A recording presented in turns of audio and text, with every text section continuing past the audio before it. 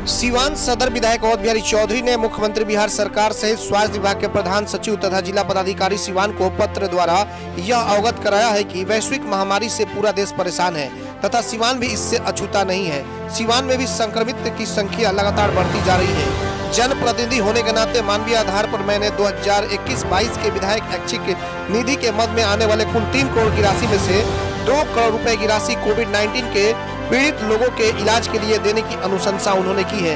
उक्त राशि को सीवान सदर विधानसभा 105 के कोविड-19 के पीड़ित रोगियों के इलाज तथा महामारी से बचाव पर खर्च किया जाए। इस संदर्भ में अवध बिहारी चौधरी ने निर्देशित किया कि सीवान विधानसभा के अंतर्गत आने वाले सदर अस्पताल सीवान तथा विधानसभा के सभी प्राथमिक स्वास्थ्य केंद्रों पर निम्नलिखित दवाओं तथा जीवन रक्षक उपकरणों की उपलब्धता सुनिश्चित कराई जाए, जिसकी सूची इस प्रकार है। ऑक्सीजन कंसंट्रेटर 100 चाहिए, oxygen cylinder A type 100, oxygen cylinder B type 100, BiPAP machine बच्चों के लिए 35 से बी पैप मशीन वयस्कों के लिए 35, एम्बुलेंस वेंटिलेटर के साथ 2 और बेड 200 और इसके अतिरिक्त रेमडेसिविर जो इंजेक्शन है उसकी भी डिमांड की गई है। तो ये तमाम चीजें सीवान के अवध बिहारी चौधरी जो कि एमएलए है, पूर्व मंत्री है बिहार सरकार के, उनके द्वारा ऐलान किया गया है कि हमारी जो राशि है उसमें से 2 करोड़ रुपए जो कि सरकार ने कटौती की है उस राशि को हमारे विधानसभा क्षेत्र में खर्च की जाए ताकि कोरोना जैसी जो संक्रमित मरीज है उन्हें बचाया जा सके। इस पूरे मामले पर अवध बिहारी चौधरी सीधे लाइव आकर के उन्होंने क्या कुछ कहा, आइए हम सीधे ले चलते हैं विधायक अवध बिहारी चौधरी के पास और उनकी बातों को सुनते हैं कि उन्होंने क्या कुछ कहा।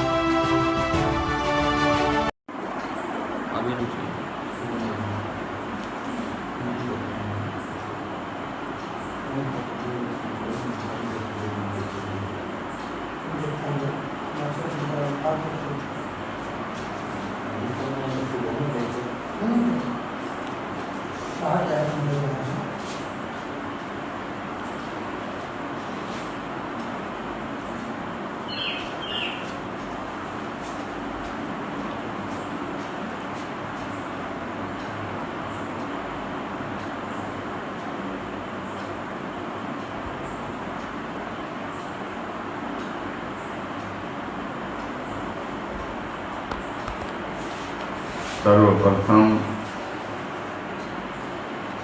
मैं ऊपर वाले से दुआ करता हूँ डॉक्टर मोहम्मद साहब साहब जो यहाँ के एक सैपी थे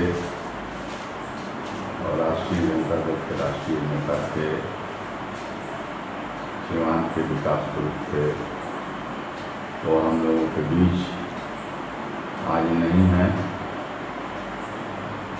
ऊपर वाले उनको शांति प्रदान करें और उन्हें काफ़ी सुकून मिले, मैं दुआ करता हूँ, क्योंकि आज उनका जन्मदिन है। बड़ी खुशी होती आज वो जिंदा रहते, जन्मदिन में उनके पास जाते या अपने संदेश उनको देते या उनके घर पर जा करके हम लोग जन्मदिन मनाते। लेकिन अफसोस के साथ हम लोग उनके नहीं रहने के बावजूद दुखी मन से जन्मदिन मना रहे हैं। और आज पूरे विश्व में वैश्विक महामारी का माहौल बना हुआ है। विश्व क्या करना है, आवाज नहीं आ रहा। विश्व जो है कोरोना से ग्रसित है और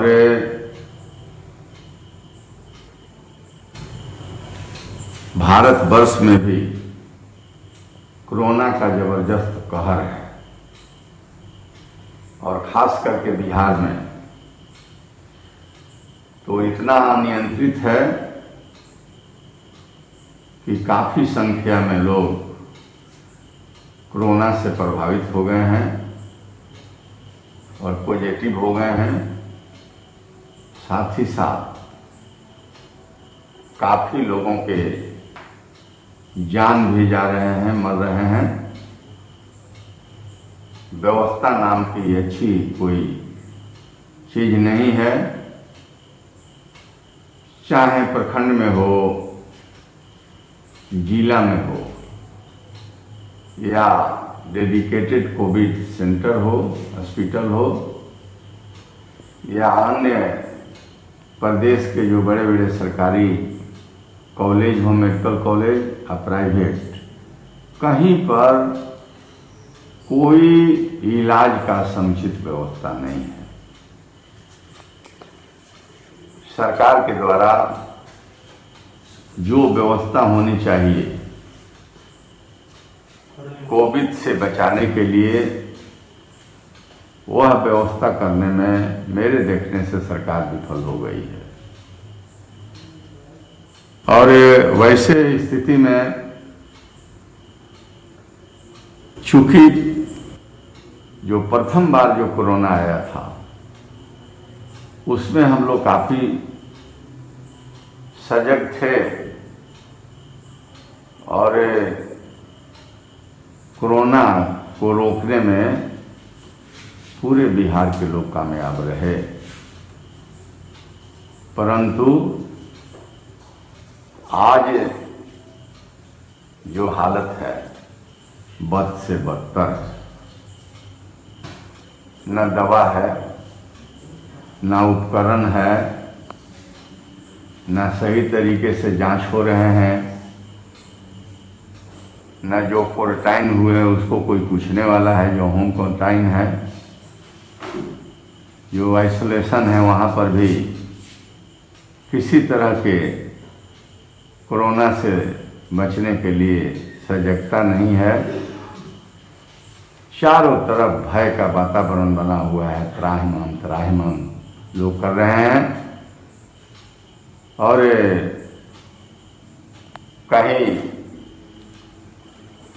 सरकार से कहिए तो भी सुनने के लिए तैयार नहीं है, और प्रशासन के पास कोरोना से बचाने और लड़ने के लिए साधन नहीं है, आधारभूत संरचना की कमी है। दवा भी जो इस महामारी से लड़ने की जो दवा चाहिए वो दवा भी नहीं है, जो सुई चाहिए वो सुई भी नहीं है, और बेड की भी कमी है। जबरदस्त कमी तो ऑक्सीजन की है। ऑक्सीजन का जो जितना उसका लेवल होना चाहिए वह लेवल गिर जाता है और मरीज जो है दम घुटने लगता है, परंतु उनको बचाने के लिए पर्याप्त ऑक्सीजन अन्य साधन नहीं मिल पाते हैं। देख करके दुख होता है। मैं तो अपने सीवान के बारे में कहना चाहता हूँ, सीवान जिला के बारे में कहना चाहता हूँ। सदर अस्पताल को भी मैंने निरीक्षण किया, गया हूँ, 2 बार गया हूँ। फिर जो अन्य जगह है जहाँ इलाज चल रहे हैं वहाँ को भी मैं देखा हूँ। डॉक्टरों से सिविल सर्जन हो या डिस्ट्रिक्ट मजिस्ट्रेट हो या जहाँ जो प्रभारी बनाए गए हैं पदाधिकारी या चिकित्सक हो, प्रतिदिन जिला के बहुत सारे रोगी आते हैं, मुझसे संपर्क करते हैं कि मुझे ऑक्सीजन चाहिए, सिलेंडर ऑक्सीजन चाहिए, मुझे ये जो कोरोना वाली जो सुई है वो सुई चाहिए, नहीं मिल रहा है। कुछ ऐसे मेडिसिन है नहीं मिल रहा है। अस्पताल में भर्ती नहीं हो पा रहे हैं। मैं स्वयं अपने स्तर से, चाहे दिन हो रात हो, मोबाइल को खोल करके और प्रशासन से और जिला हॉस्पिटल से या जो कोविड हॉस्पिटल बने हुए हैं महाराजगंज सीवान में, सबसे संपर्क करके मैं उन लोगों को भर्ती कराता हूँ। मेहनत करता हूं, लेकिन जो अस्पताल में देखने को मिलता है, सफाई नाम का चीज नहीं है। शौचालय बिल्कुल जो है गंदे रहते हैं, उसको सैनिटाइज करना चाहिए, वो ठीक से नहीं हो पाता है। रोगी कहाँ रहा है, रो रहा है, उसको प्रॉपर जो हेल्प होना चाहिए वो नहीं हो पा रहा है। चिकित्सकों की बड़ी कमी है और साथ ही पारा मेडिकल जो होते हैं वर्कर, उनकी कमी है, जांच की कमी है। तो ऐसे कुव्यवस्था में सीवान के लोग, जिला के लोग काफी दुखी हैं और मैं जनप्रतिनिधि होने के नाते मैं काफी चिंतित रहता हूं और लोगों को यह कहता हूं कि धैर्य रखिए और कोविड के जो नियम है उसके पालन कीजिए, दूरी बना करके रहिए, मास्क लगा करके रहिए और सही तरीके से साफ सुथरा रहिए। साबुन से हाथ को बराबर साफ करने की जरूरत है और कहीं भी सावधान रहने की जरूरत है। मैं बराबर संदेश देता हूं और सब लोगों को बतलाता हूं कि कोविड के द्वारा जो वैज्ञानिकों के द्वारा जो निर्देश दिए जाते हैं उस निर्देश का आप जरूर पालन करें। ये जो है सावधानी ही कोरोना की दवाई है। चाहे केंद्र सरकार हो, राज्य सरकार हो, इनके द्वारा कोई आपको रक्षा नहीं हो सकता, रक्षा की कोई व्यवस्था नहीं है।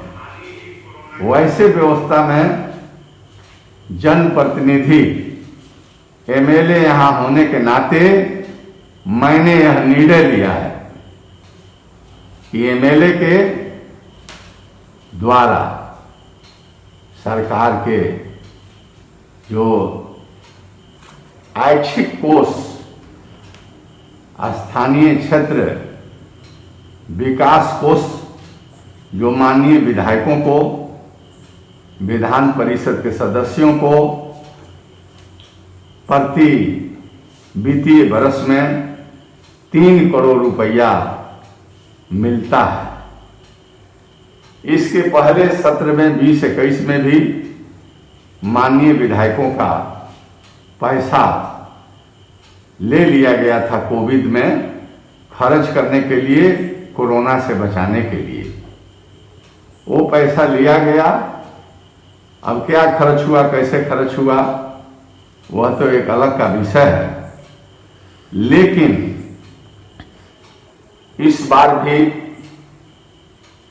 विधायकों के जो 3 करोड़ ऐच्छिक फंड है, जो माननीय विधायकों के रिकमेंडेशन पर जिस काम को चाहेंगे उनके रिकमेंडेशन पर जनहित के कार्य उनके विधानसभा क्षेत्र में, उनके ही विधानसभा क्षेत्र में वो 3 करोड़ रुपया अनुशंसा करेंगे डिस्ट्रिक्ट मजिस्ट्रेट को और जिला योजना पदाधिकारी को। तो जिस काम के लिए वो रिकमेंड करेंगे वो रिकमेंडेशन के आधार पर उस कार्य को किया जाएगा। लेकिन यह जानकारी मिली है कि इस सत्र के जो 3 करोड़ रुपया विधायक, जिसमें मैं भी शामिल हूं, जो ऐच्छिक फंड मिला है उसमें से 2 करोड़ रुपये का कोविड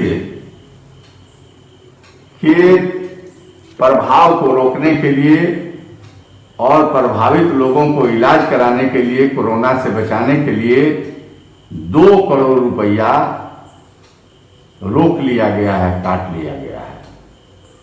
जबकि नियम के मुताबिक बिना एमएलए की अनुशंसा के वह फंड जो माननीय विधायकों के ऐच्छिक फंड है, बिना उनके अनुशंसा को नहीं लेना चाहिए, अनुशंसा ले लेना चाहिए।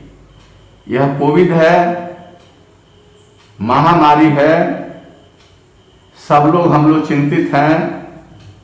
कब कौन आदमी कब पकड़ा जाएगा कहना मुश्किल है। ऐसे स्थिति में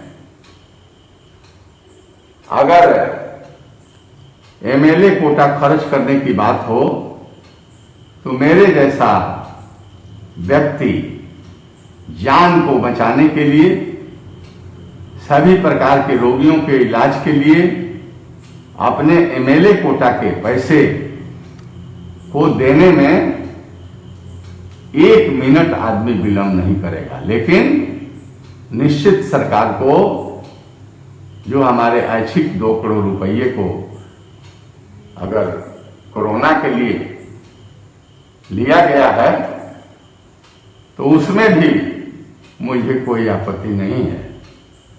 मैं जो 2 करोड़ रुपया काटा गया है उस रुपये को मैं